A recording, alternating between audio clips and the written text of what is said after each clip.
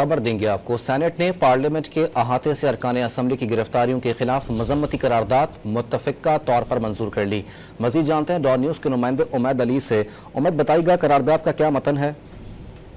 देखिए, बिल्कुल इस वक्त डिप्टी चेयरमैन की ज़ेर सदारत जो है सेनेट का इजलास जारी है। सेनेट ने पार्लियामेंट के अहाते से इमरान असम्बली की गिरफ्तारियों के खिलाफ जो है मजम्मती करारदाद वो मुतफिका तौर पर मंजूर की है।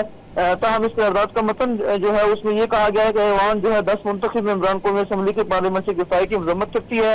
पार्लियामेंट से गिरफ्तार करने वालों के खिलाफ जो है कार्रवाई की जाए। 9 सितंबर के हवाले से करारदाद पास करके पार्लियामेंट कौमी असम्बली से इजहार यकजहती करते हैं।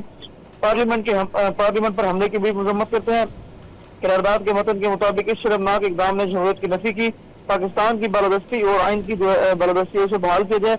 ये करारदाद जो है अपोजिशन लीडरशिप में पेश की, तमाम इस करारदाद को सेनेट की तरफ से मुतफिका तौर पर जो है मंजूर किया गया है। बहुत शुक्रिया आपका।